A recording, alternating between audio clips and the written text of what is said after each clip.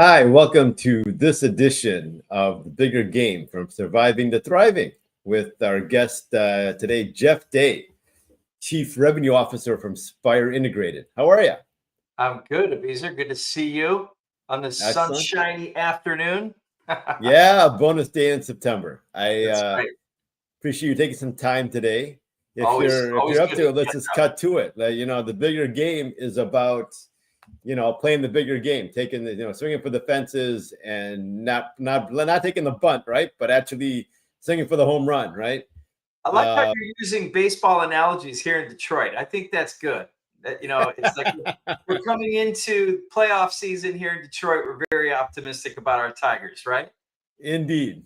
Let's hope it keeps going the way it's going because it'll be a fun Yeah, ride if it does. that's true. Yes. Excellent. Well, what is the bigger game for you? We were talking about this earlier. The bigger game for me is about it's about personal improvement always, and what I can learn, how I can grow, and other people. The more I prioritize others in that growth, that's always meaningful for me. So, I always say I got to be in a good place to help someone else. And if I can't get in a pretty good place, then I might be able to help someone else. And a lot of times when that happens, I get helped. So it's like it's I get way more in return than I give, and I just think that's an important part of life is to give in order to receive. All right, you're just laid it right from the get go, right? I mean, Well, that's that's what a you do. lot of good points there, right? The idea of taking care of myself so that I can be there for others. And then you talked about the idea of helping others as a way of adding to myself and improving myself. So even if I'm stuck in a dark spot or an uncomfortable place, maybe just going out and helping somebody else, and the energy I get back from that takes me to my good place as well. The Yeah, golden rule. I agreed. So often when you talk about improvement or coaching, how often do you see a coach that's just completely has no control over themselves? So it's in the sports analogy, it's the screaming, it's the yelling, it's the I'm driving to an outcome, but we're really missing the intention, right, of building relationship. Now, I'm not saying that a pep talk, an energized pep talk can't help you.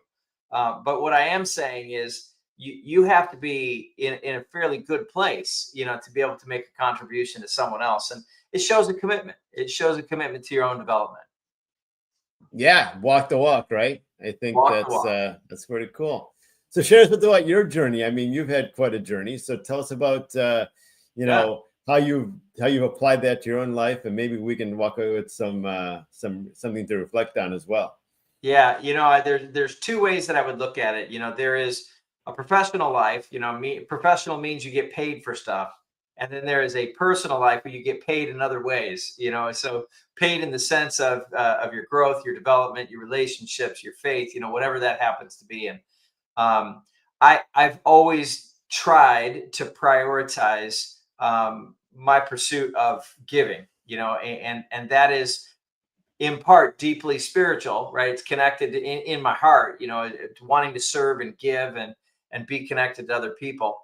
And that has, since being, super young, having a chance to come up through programs like scouting, where, from earliest ages, I was doing Pinewood Derbies, but I was also learning about service in my community, all the way through to serving in local community boards and different associations, which is where you and I've had a chance to meet, as we built relationships together in the Farmington Hills, Greater Detroit area. From a professional standpoint, I have been in the tech industry my whole life. I worked for a company called Word Perfect right out of college. I went to Brigham Young University for my undergrad, and when I graduated, I was a translator slash editor for software. So I speak, read, and write fluent Italian. I lived in Italy for a few years, part of a service mission for my church. And when I came back, I continued Italian studies and found myself translating Novell NetWare, into Italian. I wasn't actually doing the translation. I was part of the team. I was doing the documentation and help files. So that took me like super deep into that. But I learned the importance of working in teams, working towards a bigger end. And that's led to all kinds of experiences. I came to Detroit, back home in 2002, worked for CompuWare, for those of you who know CompuWare here locally, and same kind of thing from a leadership and a managerial standpoint, all the way through to, I've been the CEO of a company here locally, and even today here at Spire, my responsibilities as a chief revenue officer is really to find, drive, and contribute to the revenue streams of our company and our strategy So with customers. So when you take a step through all of that, take us down into the weeds a little bit. Some of like you mentioned, working in a team for the first time in a foreign language, right? Yeah. Tell me about the takeaway from there. Well, what do we walk away with from there? Well, I might split it into two pieces. There's big company, small company, right? They're two completely different places. And big company, it's a lot of times you learn your lane, you stay in your lane because you can't do everybody's job, and you're part of a much larger thing. So, for example, when I was at Cisco, we worked on video conferencing technology. And while our team was relatively small, and by Cisco standards, there were dozens and hundreds of engineers and marketers and sellers and support people, that were all part of bringing something forward. So you had to learn how to work together in very large decentralized teams. One of our challenges at Cisco was we were like a startup in this gigantic, 60,000 person company. So how do you leverage the resources of a much larger company when you're a smaller group? And part of it is getting your story right. So I used to always say at Cisco wasn't a video conferencing company. Cisco was far more about networks and network enablement, growing that bandwidth, access, and doing it intelligently. So as soon as we were able to tie video conferencing into networking, well, that increased the relevance, of our story across our own company and within the assets that we have on our team. So I think that's an example of bigger picture thinking. It's being able to step back and look at how do you contribute to the overall without taking, the full responsibility of it yourself, particularly in a big company, big movement, big organization.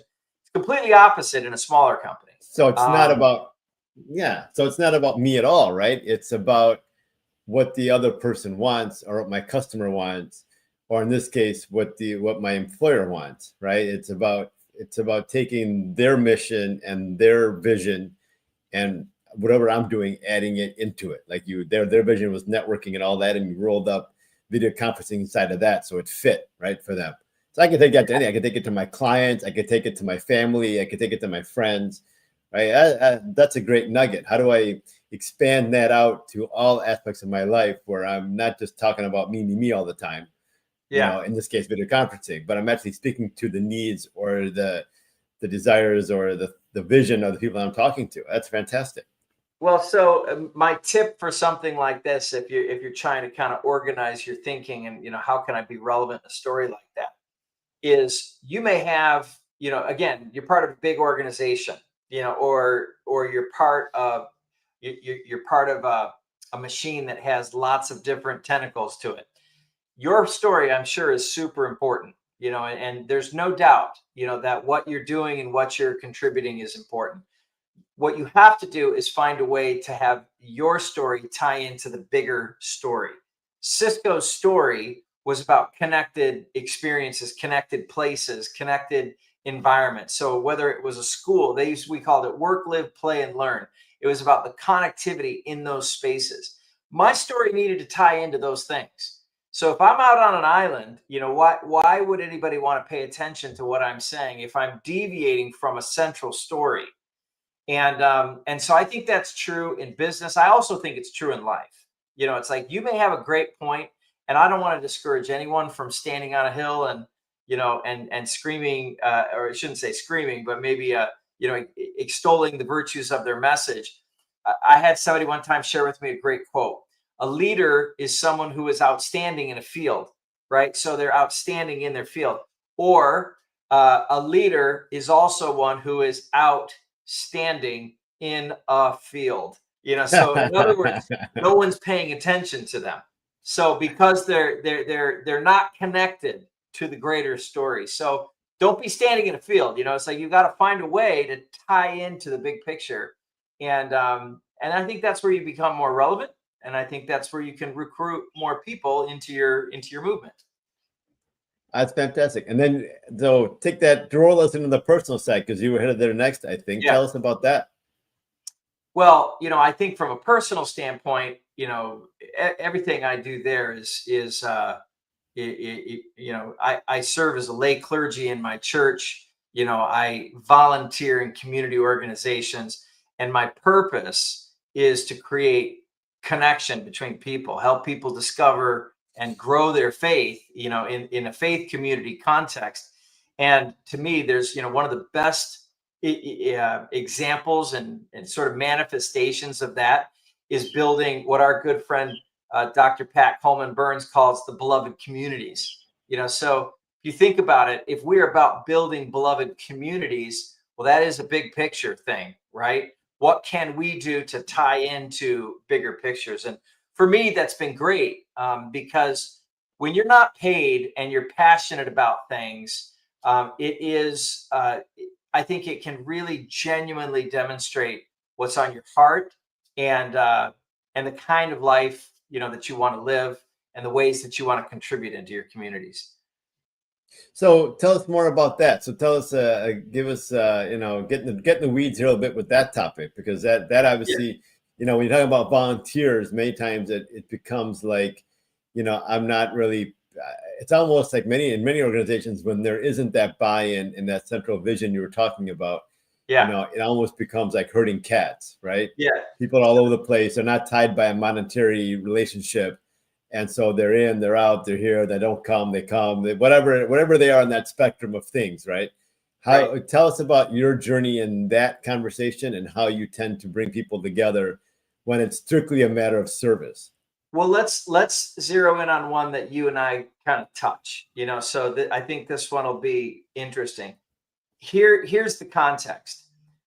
When you call for people to come to clean a park, and I remember, you do this, or I do this. Hey, let's go do a park cleanup day. Let's go work in the Rouge River for an afternoon, or let's go do whatever, right? We might think that the contribution we're making is to clean the park, and I'm sure we're doing that. In fact, the more people we get, the cleaner the park gets. Fantastic. But is it really about cleaning the park, or is it really about just you and I coming together and spending time together and building relationships with each other? And you've got friends and I got friends, and next thing we know, we're all friends. We're all connecting, and it's like there's a sense of connection that comes from, those kind of events. I think that community service has a lot to do with sometimes the service, but it has even more to do with the connection of the people. That's huge. I think the other side to it is a commitment to building a connection, within our community. Another example, I don't know if you want to comment on that. I was going to go to something else, but what's your thought on that, Abizer? I'd be curious how you feel about that. Well, I think you've got to the heart of the matter, right? It's not what we're doing, it's who we're being in the moment, right? Our actions arise from our intentions, I believe. And so I think you called up one of the highest intentions, which is human connection. Yeah. Right. And being there with others and for others, right? That whole intention, I think inside of that, what's not possible. So everything else becomes a side, just we happen to clean in that park, like you said, and just gets done being inside of the connection that we just made. And that's the higher intention, and all these other things that happen as a ripple effect because of our higher intention. So I think that's fantastic. Yeah, no, I agree. I agree. And the more we come together, the more we make connection, human connection. It's meaningful. It's meaningful in our communities. The other example is very fresh. It was our Juneteenth celebration.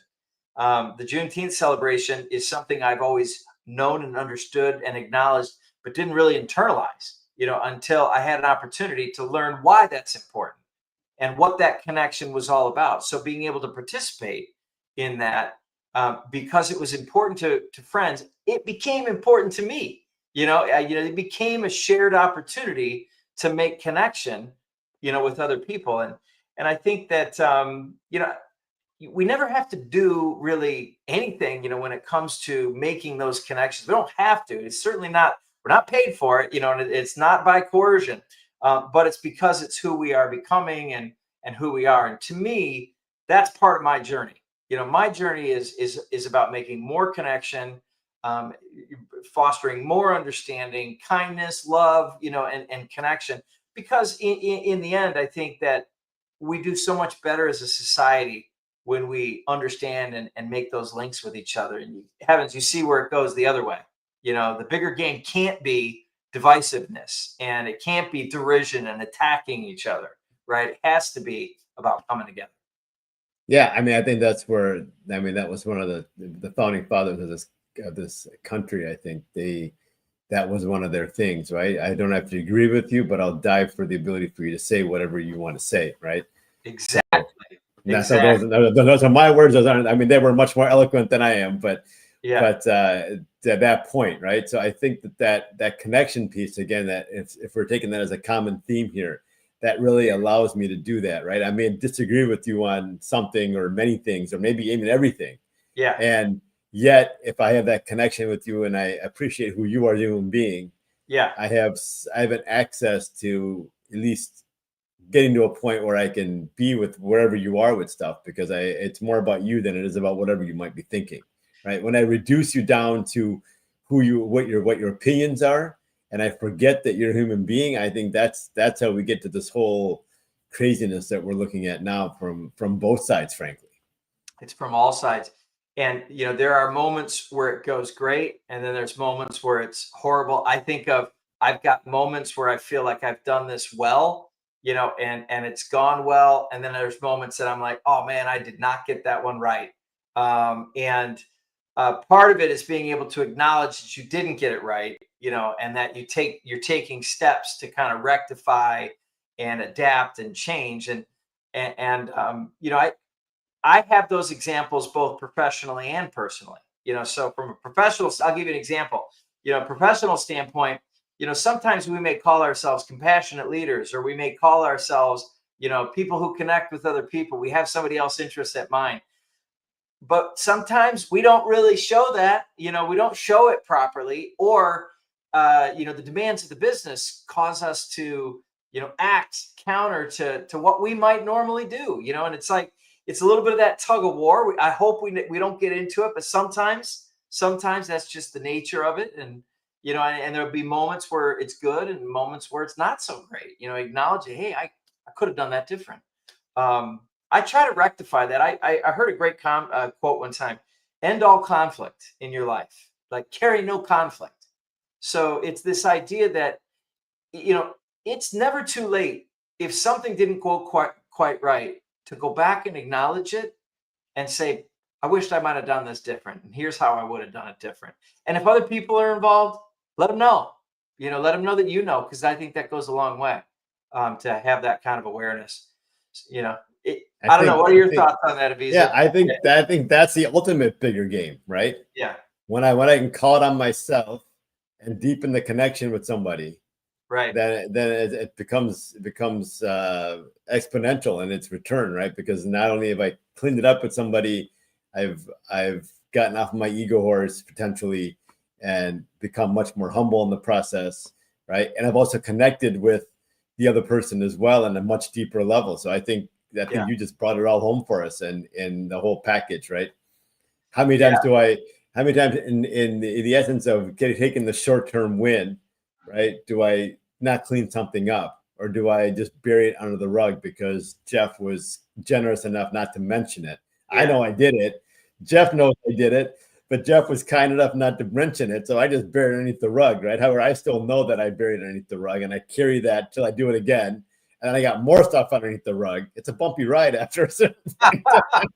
Yeah, and you carry it until you don't, right? So it's like, and listen, we're gonna miss things. It's just part of our humanity. It's part of who we are. When I go to any city, and I love Detroit, and I love walking downtown, a game, a show, or whatever, just whatever reason is to be there. People can be really friendly. It's like they walk by, hey, how you doing, or holding a door, or nice night, or, oh man, this weather's terrible. It's not like everybody's, buddy per se, but the point is there's a friendliness, and that's a part of back to that community connection. I mean, we can't be communities that just walk down the street and look at the ground and don't say hello to anyone, or we're afraid to say hi to someone because we have a preconceived notion about who they are and what they think and what they believe. And we just gotta, I like to think, why not make Southeast Michigan? I mean, that's our neighborhoods. Why not make it the friendliest place on earth? Why not make it that place? People say, man, whenever I come to Southeast Michigan, it's just friendly people, and it's a mishmash of all kinds of people, but they're friendly, and they get along, right? Yeah, I wish that was the case, but I can contribute to that. You can contribute to that. Yeah, and we're again, it comes down to everyone just playing their role, right? That's right. I think that's pretty amazing. I think you just brought us home. I think you summed it all up. I don't know if you intended to, but I think you just brought it all home to us, Be right? nice. So be nice. What if we all took on just having our community being the nicest community on the planet, and we competed for that one against the other, right? Yeah. We walked in, talked to the cashier, did this, did that, opened doors for people, let people in on traffic, all these little things that we could all compete against the other for and actually lift all of us up in the process. I think that's fantastic. What a great close. I think that's a great way to close. The Harry Styles song, is it treat others with kindness, make it, happy. There's a great song. We should, I'll send it to you. That's awesome. Maybe you can post it. I don't know. Maybe you can post it underneath this recording somewhere. People can listen to it if they wish. That's awesome. So thanks for bringing us home. Thanks for sharing your wisdom today, Jeff. A fantastic amount of nuggets here for us to all sit back and consider as you share a little bit about your journey in your life. People want to learn more. They want to contact you. How do they reach out to you? Yeah, best way to connect with me is on LinkedIn. You'll find me just Jeff Day under Spire Integrated Systems, and yeah, I'm happy to connect, build community. I love to hear what people are up to. I'm always looking for things to people and things that are going good here in Michigan that they need more energy, more light, more enthusiasm around what they're trying to do. And if we can contribute and I contribute, happy to do that. That is fantastic. Thanks for joining us today, Jeff. Thanks, my friend. Good seeing you. Good seeing you.